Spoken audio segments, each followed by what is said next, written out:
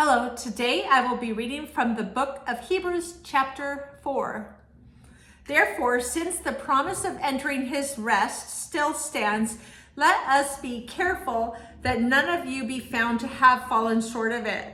For we also have had the good news proclaimed to us, just as they did. But the message they heard was of no value to them because they did not share the faith of those who obeyed. Now, we who have believed enter the rest, just as God has said. So I declared on oath, in my anger they shall never enter rest.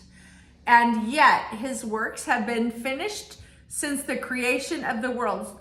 For somewhere he has spoken about the seventh day in these words. On the seventh day God rested from all his works. And again in the passage above he says, they shall never enter my rest.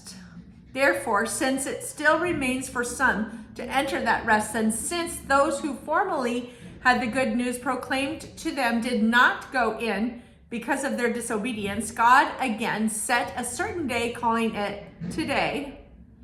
This he did when a long time later he spoke through David, as in the passage already quoted. Today, if you hear his voice, do not harden your hearts. For if Joshua had given them rest, God would not have spoken later about another day. There remains then a Sabbath rest for the people of God, for anyone who enters God's rest also rests from their works, just as God did from his. Let us therefore make every effort to enter that rest, so that no one will perish by following their example of disobedience.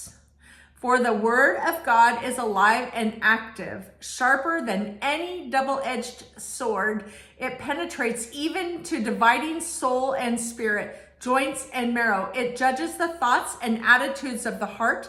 Nothing in all creation is hidden from God's sight.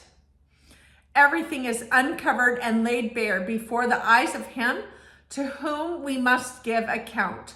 Therefore, since we have a great high priest who has ascended into heaven, Jesus, the Son of God, let us hold firmly to the faith we profess.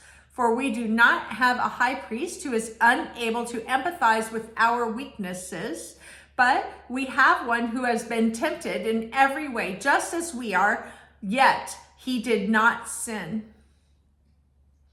Let us then approach God's throne of grace with confidence, so that we may receive mercy and find grace to help us in our time of need. Thank you.